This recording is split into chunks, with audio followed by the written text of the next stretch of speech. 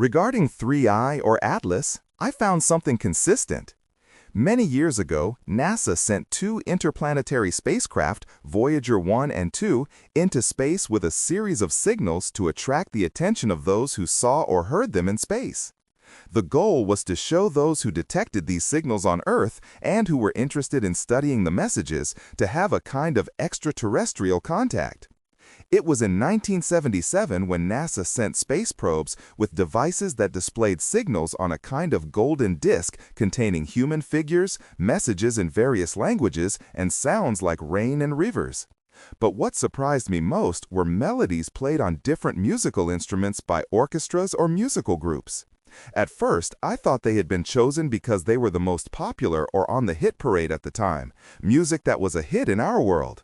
But no, these were melodies with musical instruments that emitted sounds with high frequencies, which are the ones that travel best through space and could be detected by intelligences from other galaxies.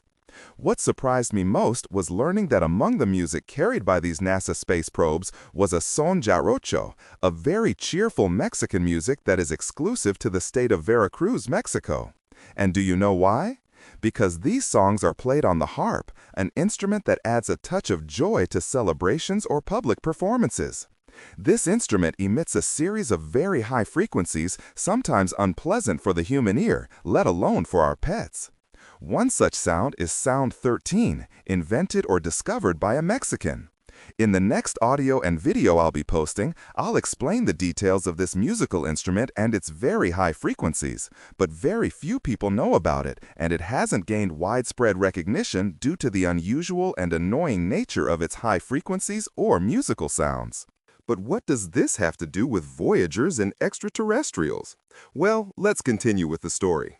According to NASA, one of these probes is more than 25 trillion kilometers from Earth, a distance I can't even imagine.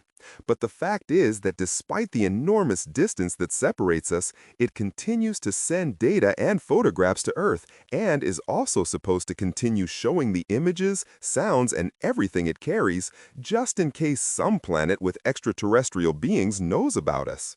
And it is here where apparently Voyager 1 or 2 was captured by extraterrestrials, and apparently they are curious like us and decided to study it in depth to see what it was and what this device wanted, which, according to scholars of this subject on Earth, such devices carry the exact coordinates so that anyone in space interested in visiting us could reach Earth very easily. The fact is that in 2024, NASA and several telescopes around the world captured an unknown object. I would call it an unidentified flying object, a UFO, an object named 13 Atlas. It was traveling through the universe along the same path as another object, called Wakuma, detected in 1977. This coincides with the Voyager probe's journey, carrying all the instruments it needed to show to beings from other galaxies on its return trajectory. It is believed that Voyager marked the path by which extraterrestrials could come to visit us. Interesting, isn't it? The fact is that scientists have come to the conclusion that signals sent by Voyager about 50 years ago were captured and answered as if saying, "Okay, I've got you, and I'm coming to Earth." I can almost imagine what the extraterrestrials thought.